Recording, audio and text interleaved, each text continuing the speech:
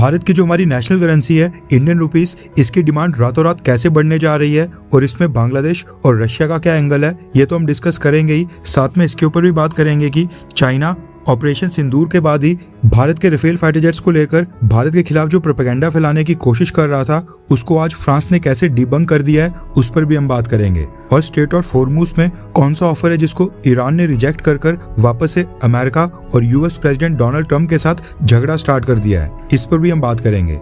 Middle east को भी हम कवर करेंगे। इसके अलावा भी काफी सारी इंपॉर्टेंट खबरें आ रही हैं। अब ये सारी डेवलपमेंट्स भारत के ऊपर क्या और कितना इम्पैक्ट डालेंगी, ये समझना भी जरूरी है। सबसे पहले बात करते हैं भारत, रशिया और बांग्लादेश के बारे में, क्योंकि रशिया ने बांग्लादेश के साथ ट्रेड करने में भारत की करेंसी इंडियन रुपीस की कंडीशन रख दी है। रेफरेंस के लिए आपकी स्क्रीन के ऊपर आर्टिकल का स्क्रीनशॉट है। न्यूज निकल कर आ रही है कि रशिया ने बांग्लादेश को एक बड़ा प्रपोजल दिया है, जिसमें बोला गया है कि दोनों देशों के बीच का सारा बायलैटरल ट्रेड अब यूएस डॉलर या चाइनीज करेंसी युआन की जगह इंडियन रुपी में सेटल किया जाए। रशिया ने कहा है कि इंडियन रुपीस में ट्रेड सेटलमेंट के लिए वो एक डेडिकेटेड पेमेंट इंफ्रास्ट्रक्चर भी बिल्ड करेंगे, जिसके तहत ढाका में एक रशियन बैंक की ब्रांच भी खोलने का प्रपोजल दिया गया है, ताकि यूएस सैंक्शंस के कारण जो भी पेमेंट डिलेज हो रहे हैं वो ना हो। अब सोचने वाली बात यह है कि रशिया बांग्लादेश को इंडियन रुपीस के लिए क्यों पुश कर रहा है। इसकी सबसे बड़ी वजह है बांग्लादेश का रूपोर्ट न्यूक्लियर पावर प्लांट, जिसको बांग्लादेश ने रशिया की मदद से मिलकर बनाया है। अब बांग्लादेश को इसका लोन रशिया को वापस चुकाना है, लेकिन यूएस सैंक्शंस के कारण रशियन बैंक्स के ऊपर स्विफ्ट का बैन लगा दिया गया है। ऐसे में बिलियन ऑफ डॉलर्स की पेमेंट अटकी हुई है। पहले इस पेमेंट के लिए चाइना की करेंसी चाइनीज युआन में सेटलमेंट करने का प्लान बनाया था, लेकिन चाइनीज और बांग्लादेश बैंक्स ने अमेरिका के सैंक्शंस के डर से इसमें पार्टिसिपेट करने से इनकार कर दिया था। बांग्लादेश के बैंक्स का कहना है कि रशिया और चाइना दोनों ही एंटी अमेरिका हैं, इसलिए चाइनीज युआन में सेटलमेंट करने से अमेरिका से नाराजगी सामने आ सकती है। इसलिए बांग्लादेश ने चाइनीज युआन के लिए इनकार कर दिया। अब इसी पेमेंट क्राइसिस को सॉल्व करने के लिए रशिया ने बांग्लादेश को इंडियन रुपीस का ऑप्शन दिया है और कहा है कि बांग्लादेश इंडियन रुपीस में पेमेंट कर ले। इंडिया के बैंक्स के साथ रशियन बैंक्स पहले ही लोकल करेंसीज में ट्रेड कर रहा है, इसलिए इंडियन रुपीस से सैंक्शंस का खतरा भी नहीं होगा, क्योंकि अमेरिका भारत के ऊपर रिस्ट्रिक्शंस नहीं लगा सकता है। इसलिए बांग्लादेश ट्रेड सेटलमेंट के लिए इंडियन रुपीस में पेमेंट्स करने के लिए मान जाए। इसके साथ ही रशिया ने बांग्लादेश को यह भी कहा है कि अगर बांग्लादेश इंडियन रुपीस में पेमेंट कर लेता है तो उसको वो फर्टिलाइजर्स के ऊपर डिस्काउंट भी देने को रेडी है। यानी बांग्लादेश जो रशिया से फर्टिलाइजर्स परचेज कर रहा है, अगर बांग्लादेश इंडियन रुपीस में पेमेंट करता है तो उसको रशिया उसमें डिस्काउंट भी दे देगा। अभी बांग्लादेश की सरकार ने रशिया के इस प्रपोजल को एक्सेप्ट नहीं किया है। 2 महीने के बाद बांग्लादेश और रशिया की इंटर गवर्नमेंटल कमीशन की एक मीटिंग भी होनी है। कहा जा रहा है कि उसी में इंडियन रुपीस में ट्रेड सेटलमेंट करने के ऊपर सहमति बन सकती है और इसका एग्रीमेंट साइन हो सकता है। अगर बांग्लादेश की सरकार इंडियन रुपीस में पेमेंट करने के लिए मान जाती है तो ये भारत के लिए बहुत ही बड़ी स्ट्रेटेजिक विन होने वाली है। इंटरनेशनल ट्रेड में इंडियन रुपीस की एक्सेप्टेंस और बढ़ेगी। इंडियन रुपीस को ग्लोबल ट्रेड करेंसी के रूप में स्थापित करने में भारत को मदद मिलेगी। इसके साथ ही डी डॉलराइजेशन की तरफ ये बहुत ही बड़ा कदम होगा और बांग्लादेश के बाद रीजन के और भी देश सेम इसी मैकेनिज्म के ऊपर रशिया के साथ ट्रेड करने के लिए इंडियन रुपीस का इस्तेमाल कर सकते हैं। नेक्स्ट अपडेट आ रही है भारत, फ्रांस और चाइना को लेकर, और इसमें राफेल फाइटर जेट्स का भी एक लिंक है, जो कि इस समय इंडियन एयरफोर्स के सबसे एडवांस्ड फाइटर जेट हैं। रेफरेंस के लिए आपकी स्क्रीन के ऊपर आर्टिकल का स्क्रीनशॉट है। न्यूज निकल कर आ रही है कि फ्रेंच नेवी का एक रिटायर्ड पायलट जिसका नाम है पियरे हेनरी शुवेट, ये जब फ्रेंच नेवी के अंदर था, ये उस समय राफेल फाइटर जेट का मरीन वेरिएंट फ्लाई करता था और इसको 200 से भी ज्यादा कॉम्बैट मिशन करने का एक्सपीरियंस है। इसके लिंक्स अब चाइना की इंटेलिजेंस एजेंसीज के साथ सामने आए हैं। आपको भी पता होगा कि जो नेवी के एयरक्राफ्ट कैरियर होते हैं, उनके ऊपर जो फाइटर जेट्स डिप्लॉय किए जाते हैं वो नेवल वेरिएंट के होते हैं और वो नेवी के अंडर आते हैं। अब ये जो फ्रेंच नेवी का फॉर्मर पायलट है, इसको अमेरिका, ब्रिटेन और ऑस्ट्रेलिया और नाटो की कई सारी कंट्रीज के साथ ज्वाइंट ट्रेनिंग और नेवल ड्रिल करने का भी एक्सपीरियंस है। ऐसे में क्या हुआ कि ये रिटायरमेंट के बाद ऑथर बन गया। इसने कई सारी पब्लिकेशंस के लिए लिखना स्टार्ट कर दिया और उसके बाद ये इंटरनेशनल स्पीकर भी बन गया और इसने अपना एक यूट्यूब चैनल भी स्टार्ट कर फाइटर जेट्स की बैटल्स और इंटरनेशनल वॉर्स के ऊपर कमेंट करना स्टार्ट कर दिया और अपना व्यू पॉइंट बताना शुरू किया। अब हुआ ये कि पिछले साल जो ऑपरेशन सिंदूर हुआ था, उस समय इसने क्लेम किया कि इसकी जानकारी के मुताबिक इंडियन एयरफोर्स ने अपने एक राफेल फाइटर जेट को खो दिया है, यानी पाकिस्तान ने भारत के एक राफेल फाइटर जेट को डाउन कर दिया है। इसके साथ ही ऑपरेशन सिंदूर के समय इसने पाकिस्तान के JF-17, J-10C और चाइना की PL-15 air to air missiles की भी काफी तारीफ की थी, जिसकी वजह से ये काफी चर्चा में आया था। और जब राफेल फाइटर जेट का पायलट ही खुद बोल रहा हो कि राफेल फाइटर जेट डाउन हो गया है, इसलिए पाकिस्तान और चाइना ने इसके प्रोपेगेंडा को काफी फैलाया भी और कई सारे इंटरनेशनल मीडिया हाउसेस ने इसके ऊपर उस समय रिपोर्ट्स भी पब्लिश की थी। लेकिन अब न्यूज निकल कर आ रही है कि फ्रेंच नेवी के इस रिटायर्ड पायलट के लिंक्स चाइना की इंटेलिजेंस एजेंसीज के साथ पाए गए हैं। पियरे हेनरी शुवेट नाम का ये जो फ्रेंच पायलट है, ये साल 2018 और 2019 में 2 बार चाइना गया था और दोनों बार इसकी चाइना की trips South African aviation company Test Flying Academy of South Africa यानी TFASA ने स्पॉन्सर की थी। उसके खर्चे के ऊपर ये चाइना में कई हफ्ते तक बिताकर वहां से आया था। अब ये जो TFASA नाम की साउथ अफ्रीका की एविएशन कंपनी है, ये पहले भी 2 देशों के पायलट्स को हायर कर चाइनीज पायलट की ट्रेनिंग करवाने में पकड़ी गई है। US मरीन कोर का एक फॉर्मर पायलट था जिसका नाम था डैनियल डगन।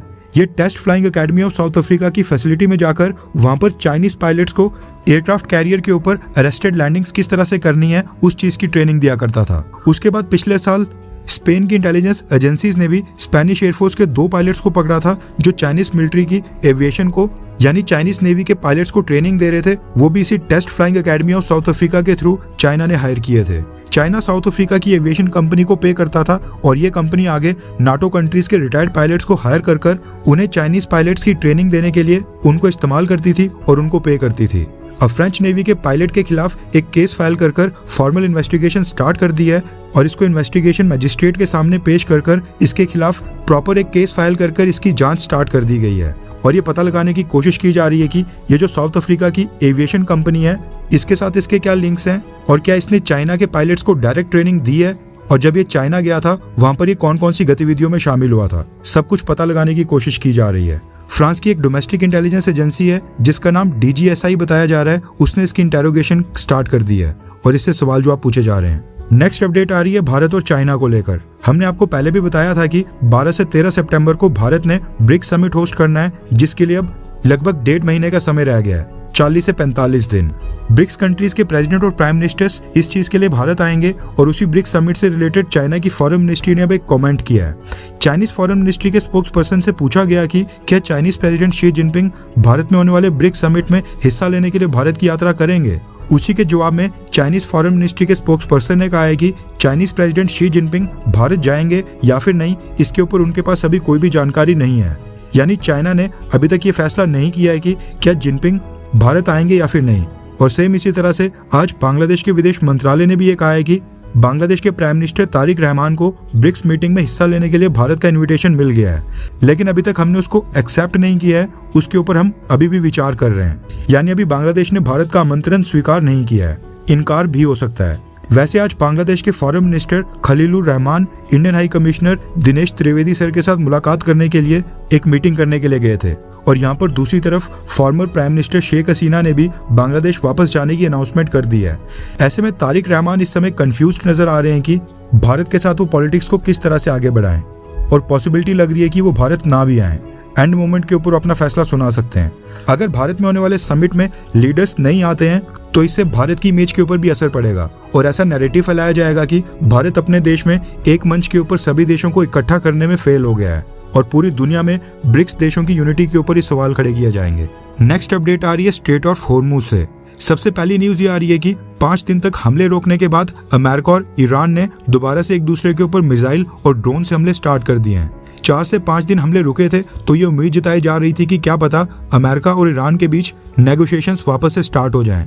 पाकिस्तान और चाइना मिलकर नेगोशिएशंस को रीस्टार्ट करवाने की कोशिश कर रहे थे, लेकिन अब ऐसा लग रहा है कि ये कोशिशें फेल साबित हो गई हैं और दोनों ने एक दूसरे के ऊपर हमले स्टार्ट कर दिए हैं। इसके अलावा आपको याद होगा पिछले कल वाली वीडियो में हमने आपको बताया था कि ओमान ने गल्फ कंट्रीज के साथ मिलकर स्ट्रेट ऑफ हॉर्मुज की मैनेजमेंट और यहाँ पर डी माइनिंग के काम के लिए एक प्लान रेडी किया था और इस प्लान के साथ अपने कुछ ऑफिशियल्स को ईरान भेजा था। इस प्लान के तहत स्ट्रेट ऑफ हॉर्मुज में एक वॉलंटरी सिस्टम लाया जाएगा, एक फंड स्टार्ट किया जाएगा जिसमें बाकी कंट्रीज और शिपिंग कंपनीज अपनी मर्जी से वॉलंटियर कर कुछ अमाउंट इसमें पे करती रहेंगी। जो जितना अमाउंट देना चाहता है उतना उनसे ले लिया जाएगा, जैसा मलक्का स्टेट में होता है। सेम कुछ वैसा ही मैकेनिज्म। 50% रास्ता ईरान के कंट्रोल में होगा और बाकी का 50% हिस्सा ओमान के कंट्रोल में होगा। लेकिन अब न्यूज निकल कर आ रही है कि ईरान ने ओमान का ये प्रपोजल रिजेक्ट कर दिया है। ईरान के डिप्टी फॉरेन मिनिस्टर ने कहा है कि हमें ये प्रपोजल बिल्कुल भी एक्सेप्ट नहीं है। ईरान ने कहा है कि टेम्परेरी समय के लिए हम स्ट्रेट ऑफ हॉर्मुज को खोलने के लिए रेडी हैं, लेकिन शिप्स को ईरान की साइड वाले रास्ते से ही क्रॉस होना होगा। ईरान चाहता है कि एक मैंडेटरी फीस लागू की जाए जो हर एक शिप को देनी पड़ेगी। इससे कम के ऊपर ईरान नहीं मानेगा, ये कहना है ईरान का। इसके अलावा एक और न्यूज निकल कर आ रही है कि रेड सी और यमन के ठीक नीचे ये जो बाबल मंदाब स्ट्रेट है जिसके ऊपर हुदीस का कंट्रोल है, यहाँ पर भी अब टैक्स चार्ज करने की बात की जा रही है। रेफरेंस के लिए आपकी स्क्रीन के ऊपर रॉयटर्स के आर्टिकल का स्क्रीनशॉट है। न्यूज आ रही है कि हुदी संगठन के विद्रोही भी अब बाबल मंदाब स्ट्रेट से क्रॉस होने वाले शिप से टोल फी चार्ज करने के ऊपर विचार कर रहे हैं। हुदीस ने अभी तो कोई रिस्ट्रिक्शंस अनाउंस नहीं की है, वो सिर्फ सऊदी अरब के पोर्ट के ऊपर रुकने या वहां से सऊदी अरब का ऑयल और गैस लेने वाले शिप्स के ऊपर यहाँ पर रिस्ट्रिक्शंस लगा रहे हैं। लेकिन हुदीस का कहना है कि जो वो प्लान बना रहे हैं उसमें वो अब बाबल मंदाब से क्रॉस होने वाले सभी देशों के शिप्स को टोल फी चार्ज करेंगे। अब हुदीस ने इस टोल फीस के लिए कोई टाइमलाइन तो नहीं बताई है कि वो कब से ये फीस चार्ज करेंगे, लेकिन हुदीस के इस फैसले के पीछे कहीं ना कहीं ईरान ही नजर आ रहा है। ईरान के कहने के ऊपर ही हुदीस ये रेड सी में भी टोल फी चार्ज करने की धमकी देने लगे हैं। भारत के ऊपर इसका बहुत ही ज्यादा इम्पैक्ट पड़ेगा, क्योंकि पर्शियन गल्फ और स्ट्रेट ऑफ होर्मुज के बंद होने के बाद भारत ने तो किसी भी तरह अपने लिए ऑयल और गैस का अरेंजमेंट कर लिया, मगर प्रॉब्लम यह है कि उसका 60 से 70% आज की डेट में रेड सी से ही क्रॉस कर आ रहा है। ऊपर से हमारे एक्सपोर्ट भी रेड सी से होकर यूरोपियन कंट्रीज और वेस्टर्न कंट्रीज में जाते हैं। कहने का मतलब है कि स्ट्रेट ऑफ होर्मुज के टोल से तो खैर फर्क नहीं पड़े, लेकिन अगर रेड सी में बाबल मंदाब के ऊपर हुदीस ये टोल फी चार्ज करना स्टार्ट करते हैं तो इससे भारत को भी फर्क पड़ेगा, हमारे शिप्स को भी यहाँ पर एक्स्ट्रा पे करना पड़ेगा। खैर, वैसे आपको क्या लगता है कि ये जो ईरान, अमेरिका और इजराइल के साथ लड़ रहा है, इसमें एंड में जाकर कौन से देश की जीत होगी? क्या इसमें ईरान जीत जाएगा या फिर अमेरिका ही जीतेगा? नीचे कमेंट कर अपनी राय जरूर बताएं।